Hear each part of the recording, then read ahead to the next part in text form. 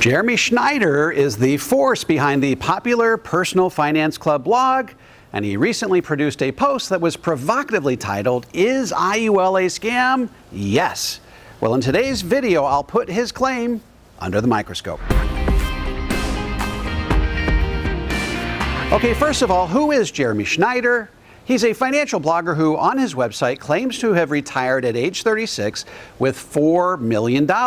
According to the videos he sells on his site for $79 a pop, he would like to teach you how to do exactly the same. So we can only assume that if Jeremy Schneider was able to reach multimillionaire status by age 36, that his assertions about IUL are incontrovertibly true. Well, two things can be true at the same time. He can at once be good at accumulating personal wealth and disastrously wrong about a product with which he demonstrates precious little working knowledge.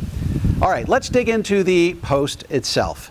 In the very first paragraph of the blog post, which I've linked in the description below, he claims the following. If you invest $200 per month for 40 years, this is how much you'll end up with. In an index universal life IUL insurance policy, $320,701. In an index fund, $1,797,311. An IUL policy is likely to erode 82% of your wealth compared to investing directly in an index fund. How do I know this? Because I bought one, read every page of the policy, and did the math. Okay, so on the face of it, this seems pretty scandalous, right? Here's a guy who was sold an IUL, which, if funded over a 40-year time frame, would lose him $1,476,610 over an S&P index fund.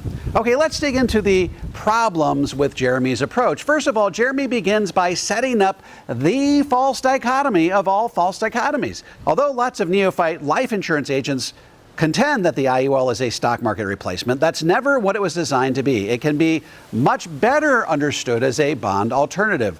What rates of return are we talking about here? Realistically, between 5 and 7% net of fees over a 30 to 50 year period. Of course, this pales in comparison to the 9.52% average for the S&P 500 that he trumpets on his blog post. Now, this is only scandalous to the extent that you believe that the premise of his comparison is a fair one to begin with.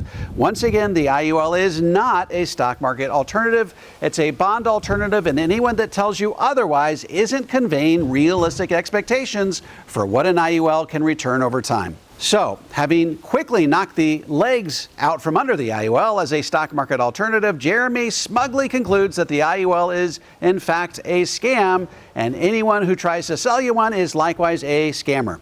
Once again, with just a bit of nuance, the serious student of personal finance can easily suss out the difference between the product itself and the overly exuberant claims of the life insurance agents who abuse it. Okay, now that we've established that a fair and honest comparison was doomed from the outset, let's take a look at what we can learn from the actual numbers themselves. As I look at Jeremy's totals, a number of questions immediately spring to mind. Is the IUL cash value accumulation representative of IULs from the best companies in the industry? Is the product structured properly? And is it funded at optimal levels? Conveniently, Jeremy preempts all of these questions in the line number 10 portion of his blog post, wherein he says, I can imagine an insurance salesman reading this and screaming, "You're doing it wrong. It needs to be properly structured and max funded. The death benefit should be minimized. There should be no rate ceiling. You need to pay a higher premium. You need a full participation rate." Well, all this strikes me as just a little disingenuous. The scandalous claim with which he opens the post is that you will experience an 82% reduction in your investment over 40 years if you choose an IUL over the S&P 500 index. Then later on in the post, he objects to you challenging any of the variables he used to arrive at those conclusions. Well, the fact of the matter is, if you don't structure IULs properly and yet don't fund them at the right levels, they will not hold up over time.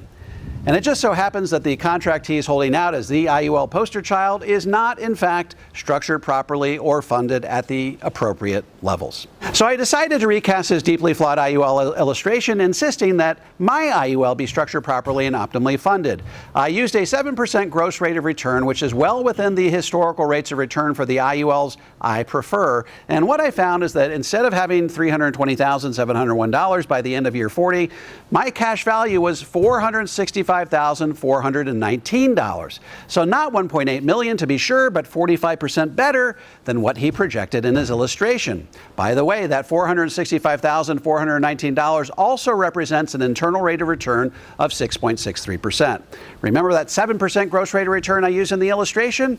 That means the average expense ratio over that 40-year time frame was 0.37% or 37 basis points. Now that's not 0.03% like a Vanguard S&P 500 index, but you have to ask yourself, how would a net rate of return of 6.63% compare to the bond portion of your retirement portfolio over that 40-year time frame? Here's the point, folks. If all you ever did was reach into your retirement portfolio, remove the bonds, and replace them with IUL, you'd increase your return, lower your risk, lower the standard deviation of your entire portfolio, and experience a better outcome over time. And keep in mind that the 6.63% rate of return doesn't require any of the risk you might normally incur with a traditional bond portfolio. Furthermore, if you consider the full death benefit of $565,419 in the 40th year, that represents a 7.36% net return on your investment, and all this without assuming any stock market risk at all. So it appears that yet another IUL is a scam manifesto falls apart when subjected to even the smallest level of scrutiny. Folks, IUL is not a silver bullet, it's not a stock market alternative, and it should not be trumpeted as a one-size-fits-all approach to retirement planning. However, IUL is a safe and productive way to grow a portion of your retirement portfolio when funded at the proper levels and structured in the proper way. Notwithstanding claims to the contrary by self-made millionaire financial gurus peddling how-to videos on the internet for $79 a pop. If you want to learn more about how to incorporate Index Universal Life into a comprehensive, balanced approach to tax-free retirement, be sure to check out my tax-free toolkit. You can download it for free at taxfreetoolkit.com. By the way, if you have any comments or questions, feel free to drop them into the comment section below. I respond to every single one of them personally. And don't forget to click like, subscribe, and the bell so you never miss a video. This is David McKnight. I look forward to seeing you on the next video.